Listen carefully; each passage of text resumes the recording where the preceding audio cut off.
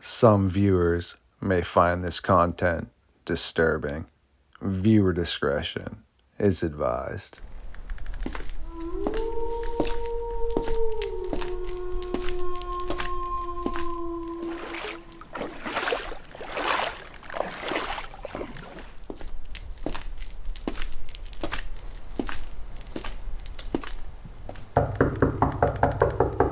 Who dares awaken me from my slumber? Brother Nature, aka Noixium, the master tracker for the North American Dogman project, and my little brother, the Skeptic. This must mean we are ready for another episode of Midnight Lycanthropy here on StarFox Radio. Yet please allow me to feed.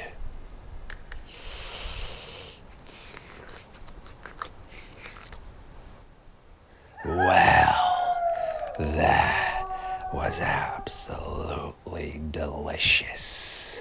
And now that I am no longer starving, I do feel it is time for Noixium, Drew, and myself to take a walk into the darkness.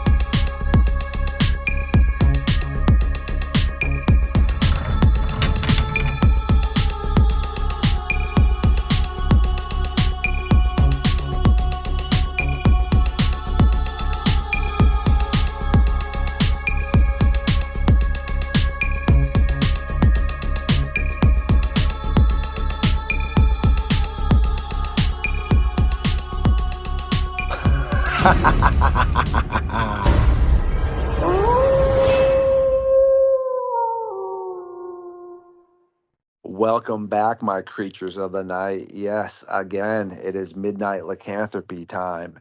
And oh boy, you're going to love who we have here. We have the Skeptic, my little brother, who has decided to come back for round two, and also our master tracker with the North American Dogman project, Noixium, aka Brother Nature. How you doing tonight?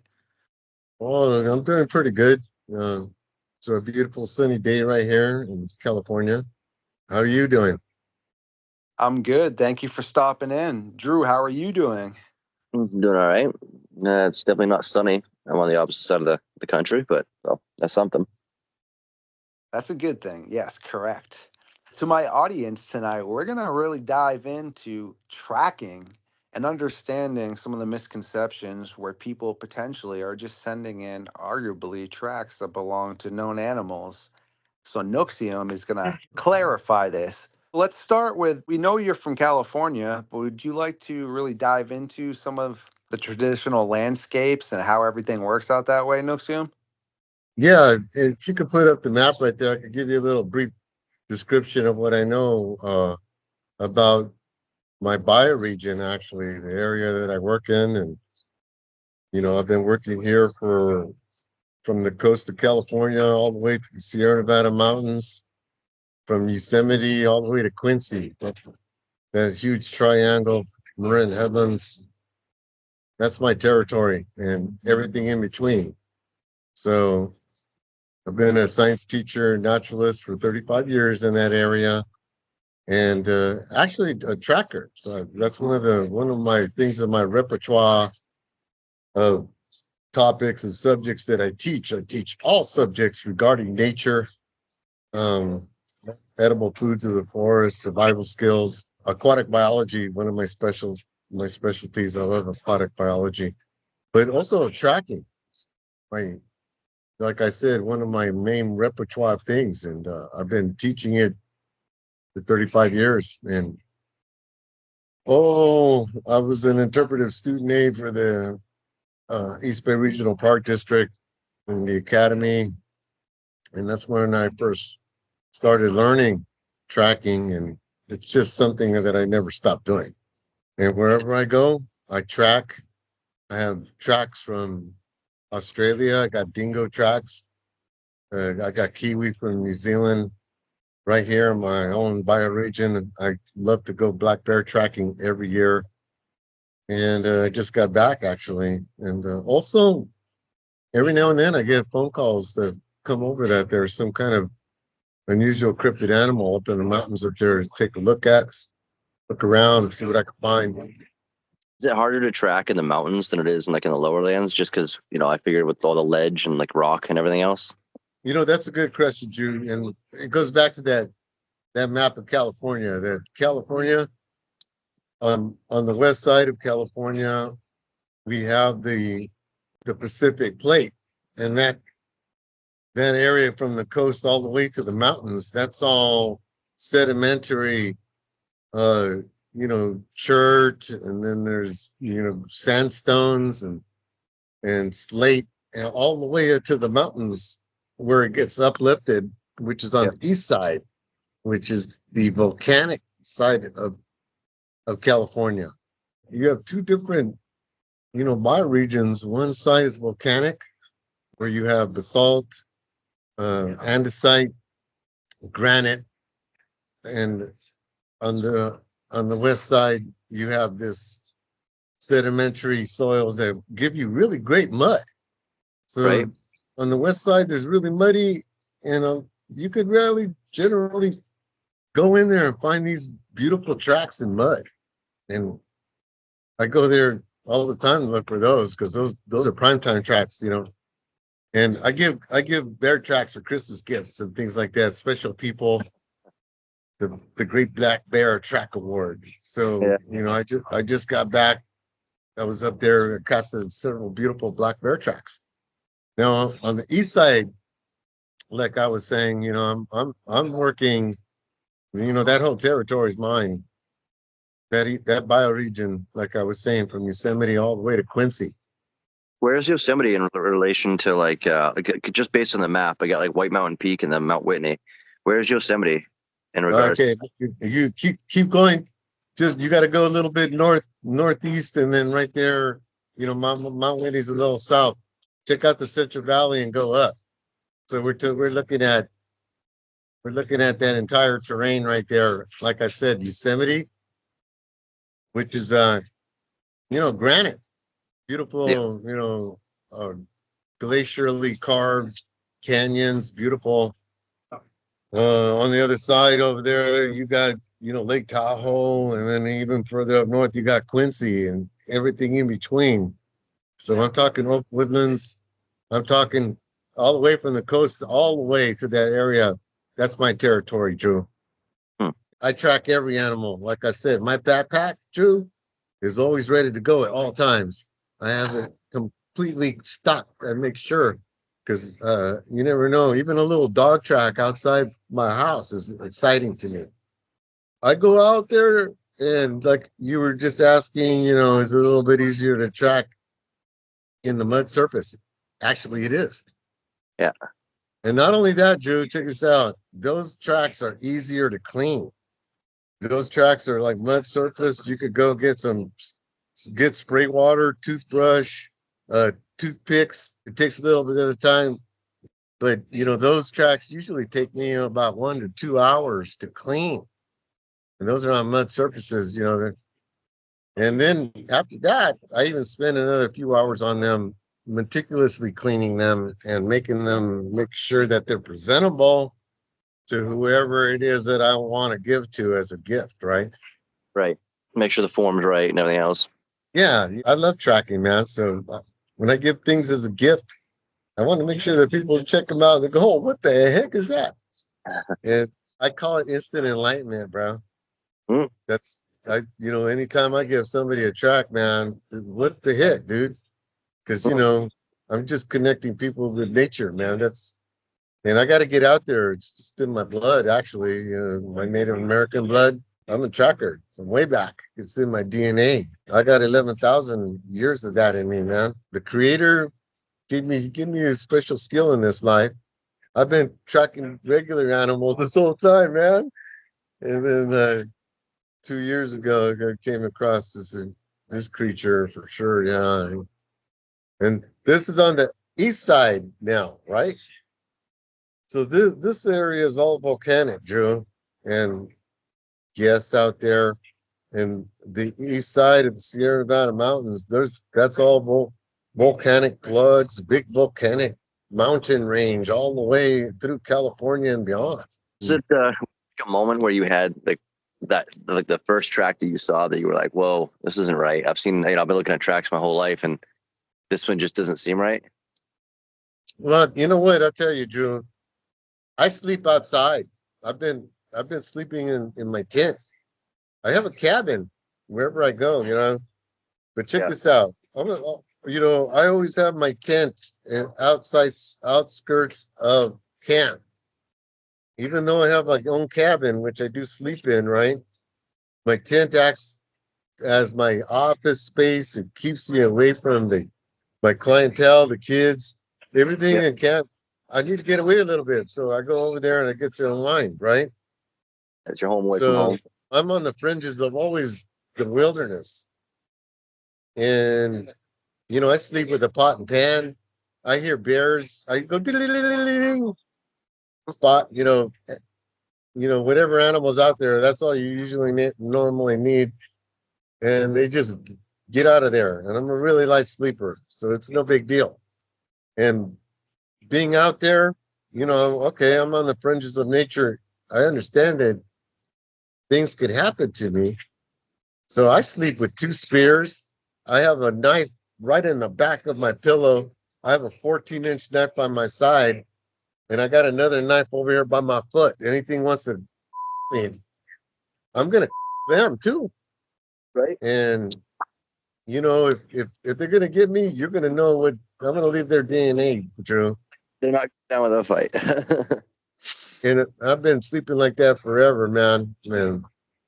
Luckily, the creators kept me alive. Other than a few bears and coyote coming to sniff me out every now and then, this thing is totally entirely different. Now, check this out. I'm on, like we're talking about, the east side of the Sierra Nevada mountain. That whole volcanic range. This area that I'm in is a real special area. The Shoshone people lived there for thousands of years. Sacred land. Even to this day, it's sacred. There's special ways to go in this property and this land, and a lot of people are abiding by it. And there's things that don't like it. But so check this out. So this area right here is an old caldera. And you could check this out yourself. It's at 38 degrees northwest latitude, 121 degrees northwest longitude. That puts you right there at Cascade Lake, where I had my encounter. And we don't set up camp right away. We have to wait for the winter thaw. The snow melt has to come in there, and then me and my partner go in there.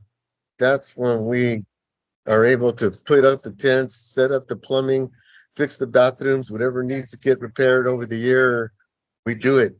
He and I, we're the only 2 people there. Well, that very first night that I was there, I put my tent up right there. Now I know, check this out. I know sounds.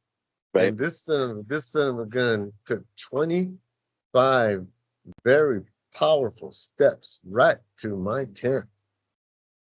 And it hung out there for a couple of minutes, man. And you know what, Drew? Okay, I was going, okay, this is how it ends for me.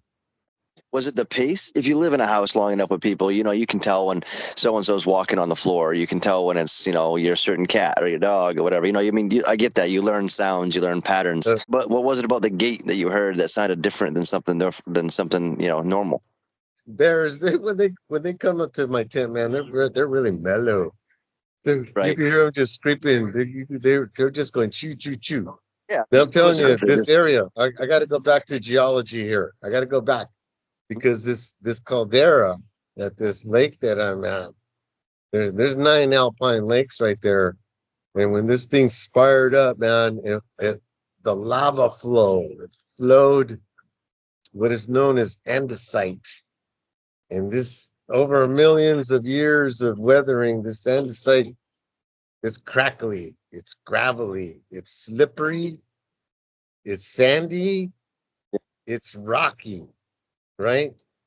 I'm at 6,500 foot elevation. So the trees around me, they're all mixed conifer forest. So I'm talking, oh man, I'm talking, white fir, ponderosa pine trees, Stuff that can low oxygen. all kinds of different coniferous trees that drop down cones, man. This son of a gun, check this out. He could walk on these things without any problem. And boom, you and I, we can't even leave a scratch. And nobody even walks over there without boots on, for one thing. But since we're talking about the stride of this thing, it's 29 inches foot to foot, man. And when you take a look at my tracks that I plastered to this thing, this son of a gun has a grip on the earth. That's kind of what we were talking about with Kenny and I. It's about like just looking at some of the tracks. It's almost like a full straight directly down imprint as opposed to like something that would be walking. It's almost leaning forward. So it would have those deeper toe gashes for the grip and whatnot, I would think. It has that grip, but it also, I'll tell you, it has a humanoid foot. And that foot, it curves inward. The heel, right? So on average, his foot is like 9 inches long, which is a dainty foot for this creature because you know what? He stands about 6'5", weighs 285, 300 pounds, and he's pure muscle, man. Because when he moves forward with a power step. Boom, boom, boom, boom. And that's what I remember when he went right to my tent. And when he put his territorial son of a gun, man. He knows that I'm there in this territory. Then he goes, boom, boom, boom, where is that motherfucker? And then he went, boom, boom, boom, boom. 25 steps right to my tent. Full moon night, man. And I'm just going, oh, holy shit, man. Now, Drew, I've seen other things out there in the wilderness, my friend. Like I said, I'm 35-year veteran, and most of that time was in the Sierra Nevada mountains. And I've seen things all up and down that other people have not seen, besides this thing. However, this is the only thing that I actually have is tracks.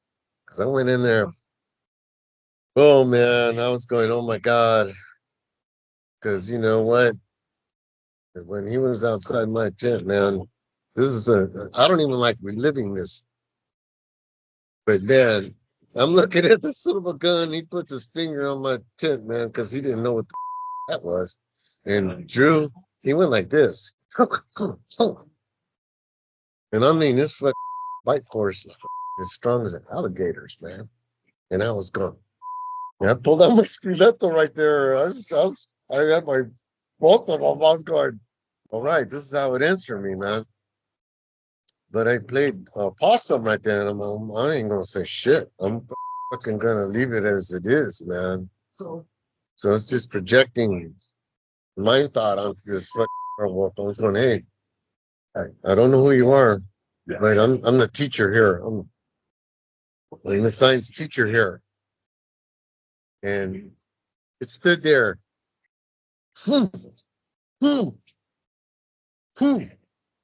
Try to make me flinch, right? But I know a lot about animal wildlife behavior, man. So I know if I'm gonna flinch. So we're like a victim immediately. But like I said, I was ready right then. Maybe I'm supposed to die. I go, but I'm gonna leave some of you with me, motherfucker. And then he went, and boom, boom, boom, took off the same way he went. I got up at 6 o'clock in the morning to examine his footprints. Unbelievable tracks, Drew. And this guy, I was most people right then was just said, "Oh man, I'm gonna get out of here." But right there at that moment, I said, "Oh, and the creator really gave me an assignment. Yeah. I don't even know what to think of this. However, you know, nobody's gonna believe me, man. I'm gonna have to go out there as the lead scientist of that camp and art teacher because I was doing two. And check this out, Drew. I'm even the maintenance man there. Like I said, 2 weeks before everybody comes to that camp, me and my partner are the only ones there. Now, this is the year. So this creature, check this out, had free reign of my camp for almost a year and a half before we got there. When I got there, there was tracks all over the place, man, and going into the forest. And when I got there, I was going, oh shit. Someone took up residence in your space there while you were gone. Yeah. And I wanted to retire from that camp. I loved it there. I had no reason to leave. I had an alpine lake, 9 alpine lakes, hiking galore, wildlife you couldn't imagine. Before this creature arrived, there was black bear, deer everywhere, coyotes. That son of a gun chased them all out. He just came in there, and you know what? He was a gobbler. He ate up all the deer, and the bears, the few that had the territory there, they boogie, man. They weren't there anymore, man. I couldn't find a single bear track, but I could find this guy's track, and I had my cat. I was telling you I have a cabin. I was telling you I stay in the tent, but I have a cabin in camp. But that guy had a trail going into the forest, and right next to my cabin, man. After the first night, Drew, check this out, man. I went into my cabin. I was like, holy shit. And you know what? I have just set up everything, man. I was because I'm a science teacher, dude.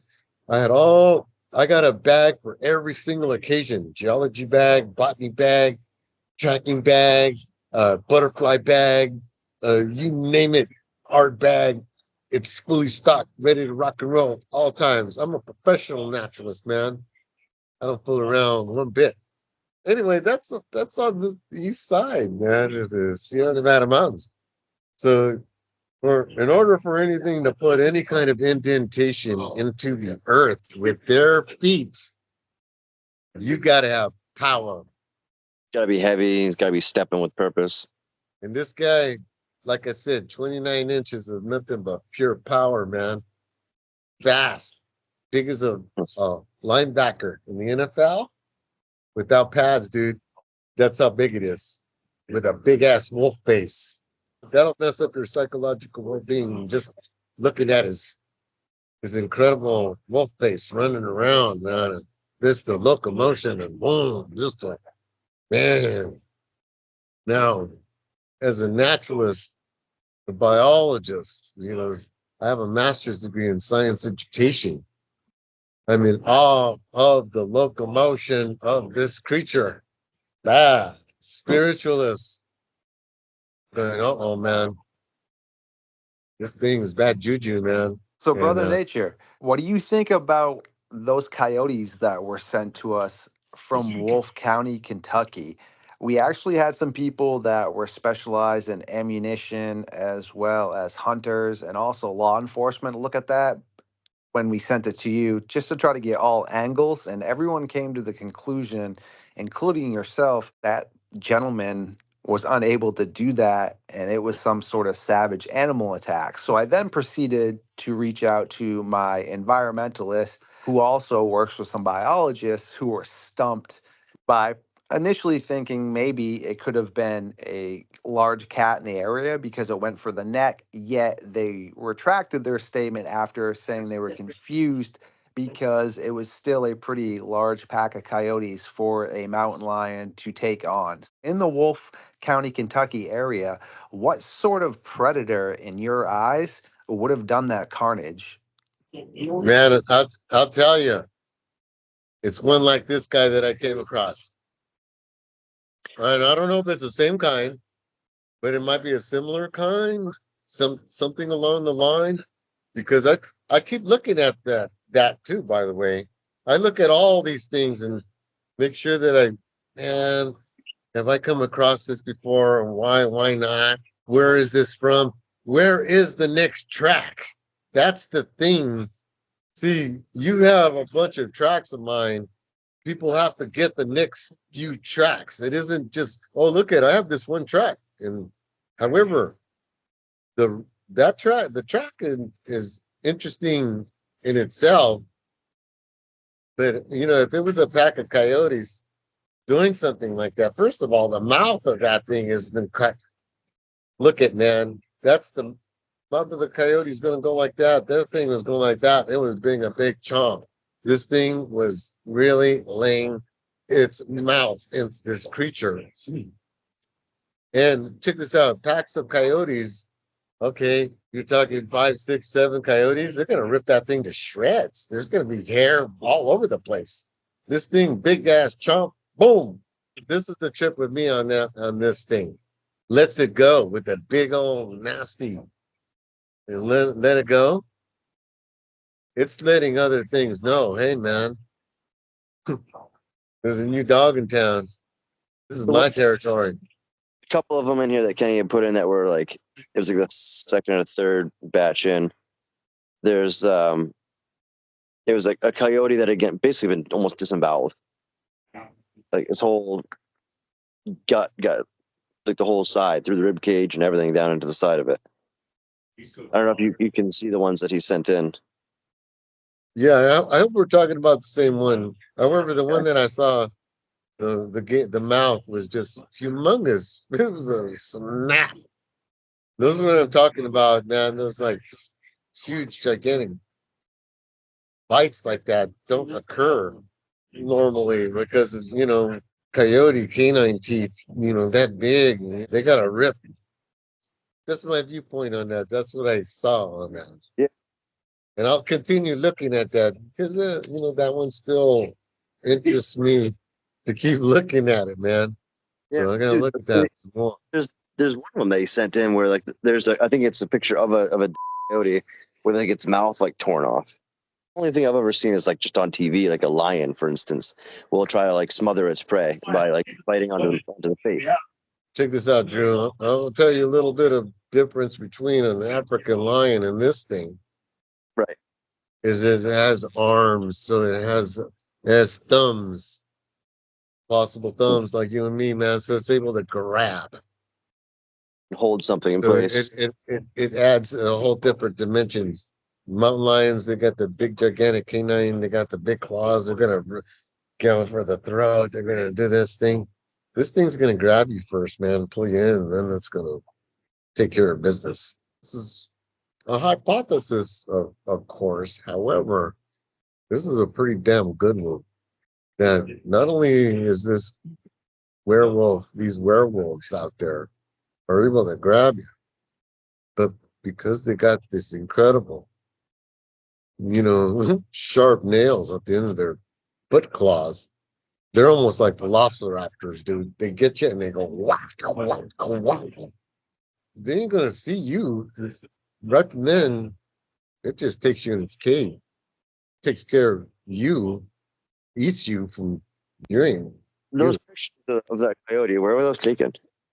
Wolf County, Kentucky. It's not directly in the infamous LBL area, land between the lakes, which is in between Kentucky and Tennessee. It's a lake, but it's pretty remotely close to that area of activity in regards of that whole entire sector between both places is just flooded with this type of activity. Do we know like what the food chain looks like there? Like what's the apex predator in that So area? and that's what I wanted Noixium to potentially elaborate on. And him and I were speaking about that. Even if, say, it was a black bear or, like he had said, a cougar, it's going to retreat. It still isn't going to try to take on 8 or 9 coyotes. Oh, once you said there was a couple of them, right? That picture was just of several different ones in that space. There was, I believe the man said there was around 6 or 7 coyotes right there. Only Bruce Lee could take on 8 or 9 coyotes, man. Cougars are Mountain lions are great survivors, and they could smell things. And not only that, they could hear. And when they get too close to another predator, if it's a one-on-one situation, they might can throw some blows, right? Right. But if they see more than one or two, man, they'd rather not get hurt, waste their time. They gotta conserve their energy for their prey, which is deer. They're gonna climb a tree, they're gonna go up high. So I think it was tigers, right? They when a mom has a litter, there'll be like 3 or 4 of them or something like that, and they'll stay with the mom until they're like about a year, give or take, before they kind of split off. Well, it's more like a few years. It takes a little bit of time for a mountain lion cub to catch on. So they actually hang on to the mom, sometimes So 2 to 3 years. and she's old enough to have done this for a long time. And then she's got like a little pack of cubs with her, and so you, And then you figure now you've got one of them hurt and 8 or 9 coyotes come at them. Would that? I mean, could that potentially be a situation, or like that's all? I'm just again being devil's advocate towards like I these mean, a these cartoon, coyotes. man. I'm never gonna say never, because I came across a werewolf, man, and other things too. So I could Right. never say never. However, that one is an extreme long shot. Okay. Mountain lions, they're known for their intelligence. Anything, no way, man. Only in a cartoon is that going to happen. 1 in a million, man. Like I said, anything can happen. So maybe it's that 1 in a million. I don't know. Odds are Yeah, just as good that it's not a family mountain lions as it being at 1 in a million. You're right. It is a super, super long shot. I feel like probably the odds are just as good that it's an unknown, canine species out there that we don't know about. obviously, because they don't know shit about the one that I came across. Some people do, however. Hey, I'm not the only one that saw this thing. I had to go. I had to go find out what the heck was going on. So I went to the Washoe people, and those are the original people of that land, man. And I told them what happened, and I will tell you another time what they said. It's something that's not explainable. No, it's explainable. It's just, how can I say? Some people can't get it, man. Things that people can explain, people that won't hear it because. There's plenty of people that'll turn a blind eye on purpose to something instead of Oh yeah. facing it because they just don't want to. So that's absolutely a cultural thing. Like nobody's paying attention. And if they are, they're looking, but they're not actually watching. We've been on this country thousands of years, Drew. There's things that you don't know that we would love to share, but it's kind of difficult sometimes. Nobody wants to hear Just it. keep going with the flow, bro. I could only tell you what I know. You could take it whatever you want. I'm just lucky to give you this information. I am absolutely lucky to be talking to you. I thank the creator for this opportunity. So even talking to you, it's part of the plan, man. For sure, man. Which is why I ended up bringing you on board, because we definitely need science on our side. And it's intriguing to be able to get more than just a journalist aspect. What do you have to say about that, Drew? I agree with you for sure. I mean, he's out there. He's in the wilderness. He's like, I'm not. I mean, I go camping, but I'm going into like established campgrounds. These are areas that are already frequented by people. He's going into areas where it's just not populated. They call it the desolation wilderness for a reason, man. Don't live out there. They choose not to for one reason or another. Maybe this is a known thing and they're covering it up. That's why they don't. That's why they turned it into a park. You can't turn that into development if it's a park. They don't want to hear about it. They don't want to know about it. They don't want to let people know about it. A lot of range out there. This creature could go for a lot. I actually believe that he started way down in Southern California over by Kings Canyon. But during that year, there was a major forest fire. And during that time, it moved this creature all the way north to where I was at. And he found a great place. There's plenty of food, excellent places to sleep in, caves. Check it out. We're talking volcanic area right there. So there's bubbles in there, and there's excellent caving systems things could live in there. You and I could live in there if we needed a place to stay. There's excellent caves in there. We could, have a nice little fire. It would serve our purpose for a little bit of time if we needed that shelter. And he could have his choice of as many little caves as he wants, from Kings Canyon all the way to Quincy. But he's got other things going on. There's other things happening in there. In areas like caves and stuff like that, like, have you found any? Or I mean, I understand that they're probably they would be intelligent, so they may clean up after themselves if they're intending to stay, incognito. But like, have you ever found anything that would seem almost like a den, like a place that they called almost a permanent residence? Drew, I tracked this. I went right to his cave, man. Damn. I wonder, like, about their like young or stuff like that, or mates, like what their habits would be. Oh, what his habit is? It's really simple. His habit is eating animals and taking to his cave, munching on them. That's what he does. So you're not gonna find. You might find a little hairball here and there and some blood, man. Maybe a gut here and there. But he could put it right over his back. He could put a 250-pound pig over his back and just go into his cave. You and me together, he could put it on both left and right arms. We ain't no match, Drew. And like I said, man, I'm in awe at it as a creature, as a biologist, science teacher, another creature on the planet, superb as can be.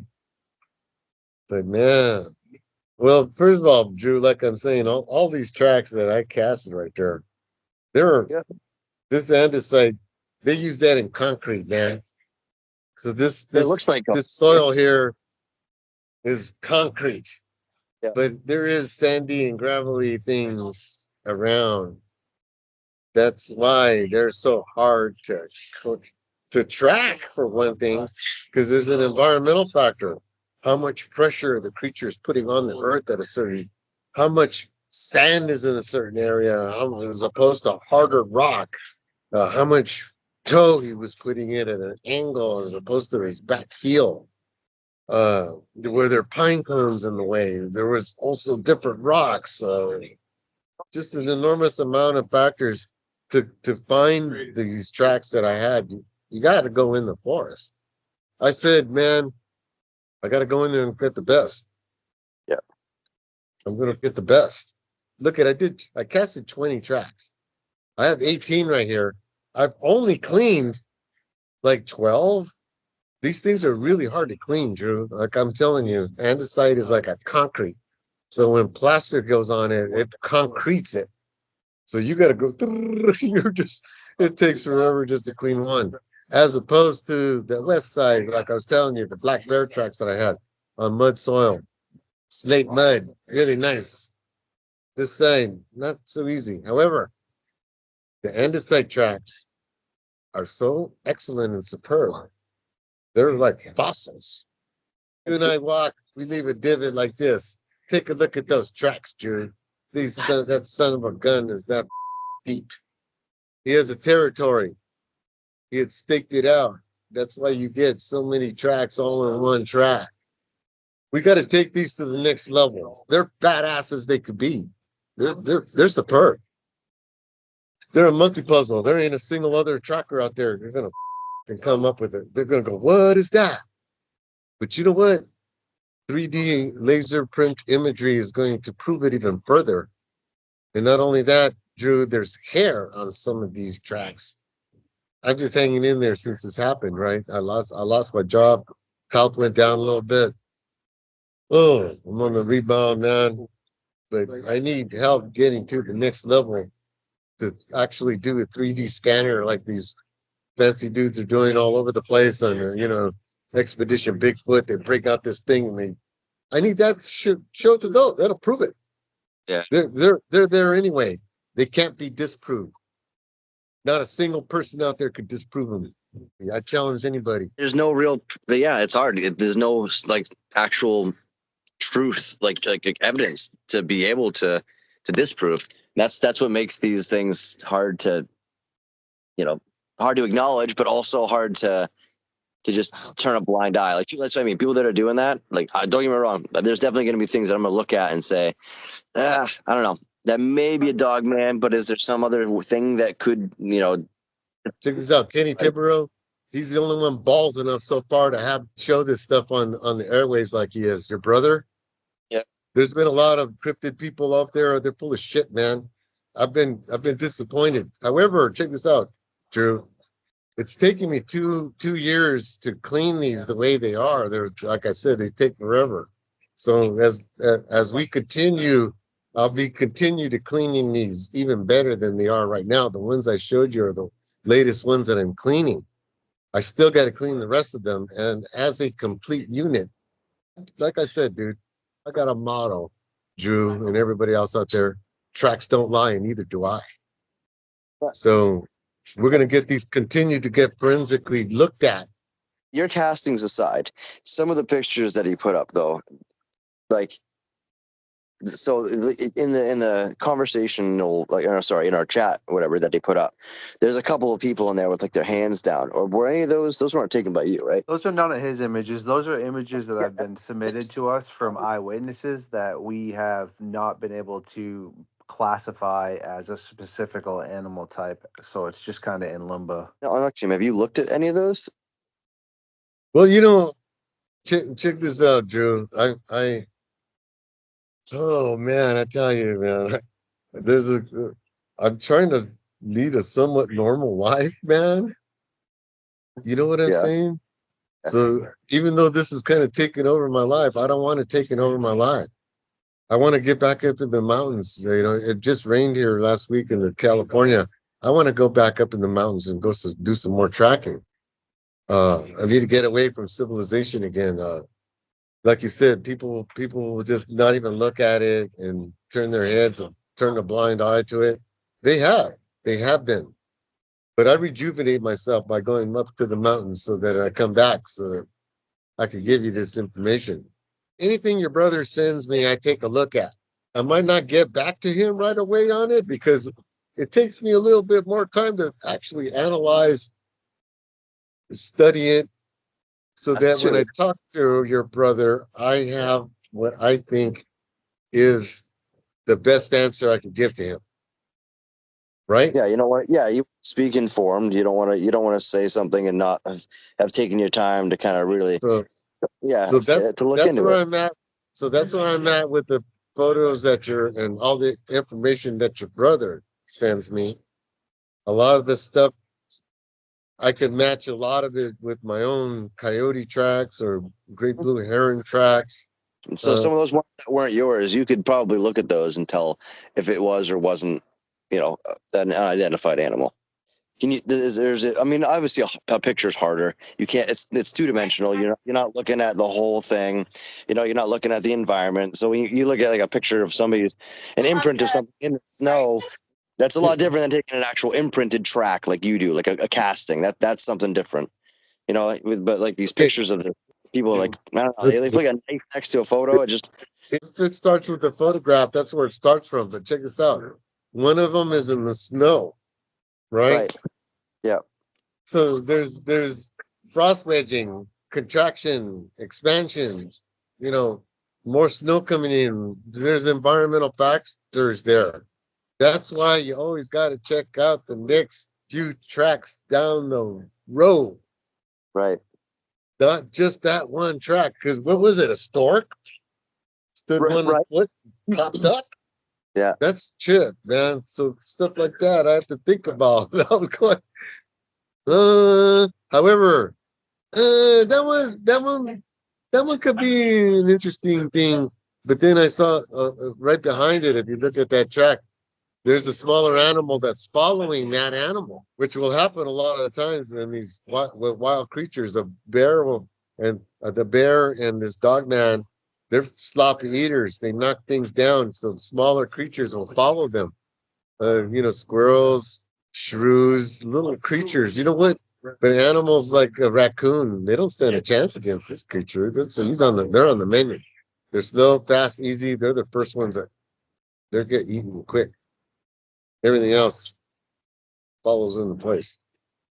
But yeah, those photographs, I take a good look at them.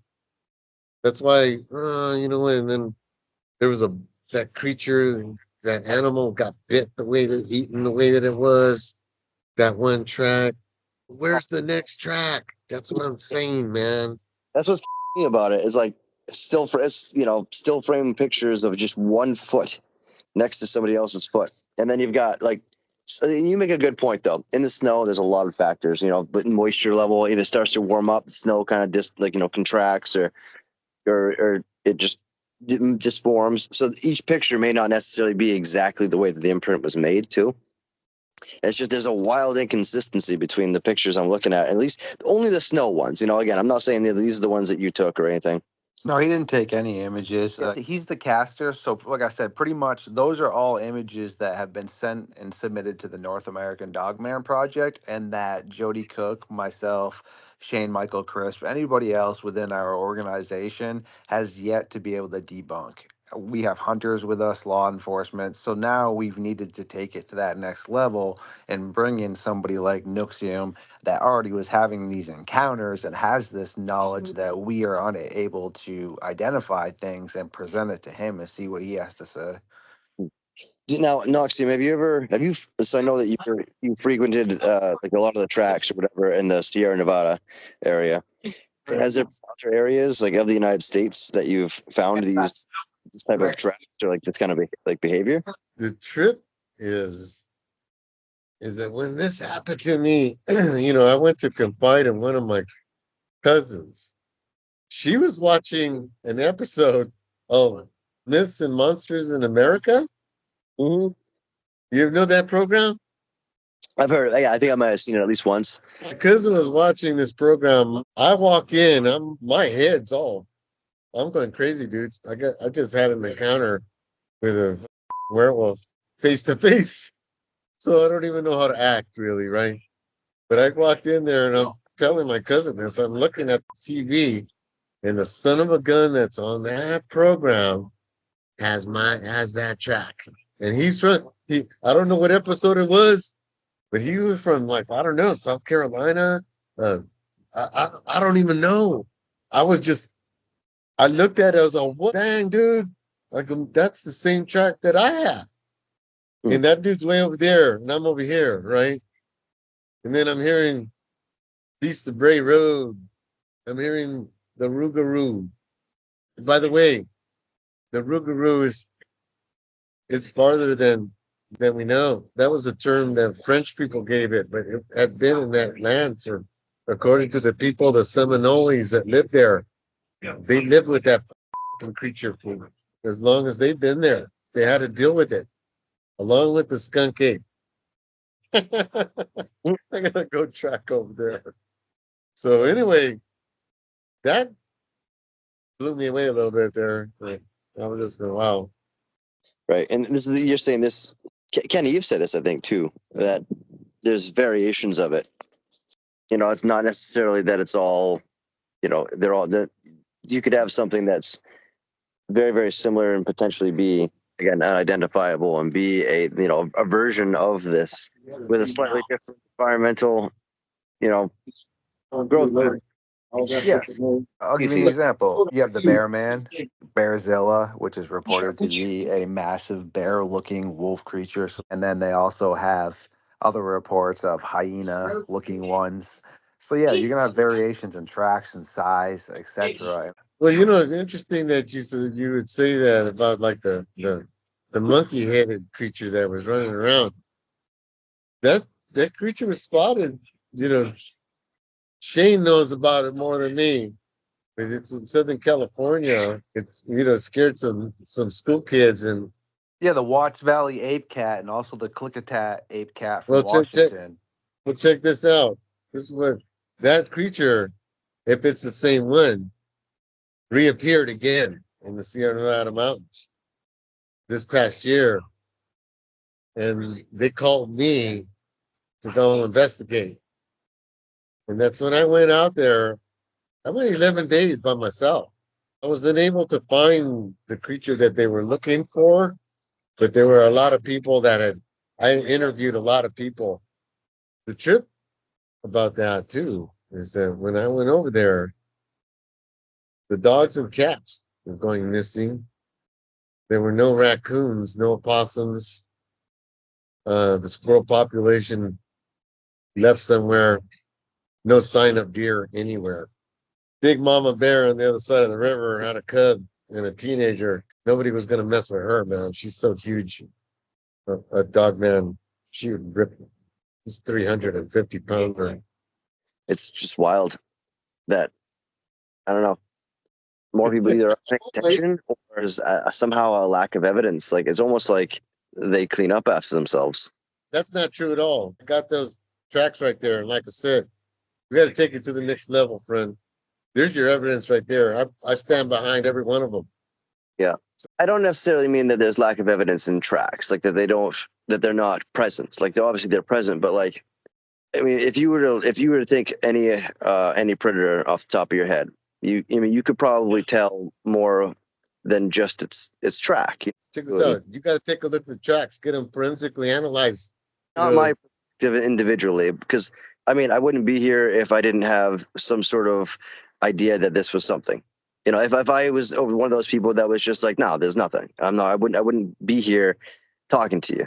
Right off that. What Kenny's doing is groundbreaking. You know? I appreciate you even talking to me about it, because you know what? Even you got more balls than most people, because a lot of people just won't talk to me about it, period. They just, oh, no way, man. Go the other way. Right. And that's a lot of people. To figure out that's a lot of people in this cryptid community, too. I think the cryptid community is cryptid. And so, peace and love, man. I finally am able to get it off my chest a little bit, you know? Even my own brother has yet to see the tracks. Right. They dismiss you. They discount you. They're like, whatever. Just kind of leave it alone. And I get it. That sucks. A lot of people, the masses, like the general public, they look at it and call it, nah, not enough evidence. All I got is a footprint, you know? But it's more for him. He got that footprint. There's an experience. There's a whole, like a story, a thing that happened. It's a crazier story than you even know. Because right? You know what? Most people that see this son of a gun, they just get the out of there. I'd spend 10 days with this son going in the woods looking for him.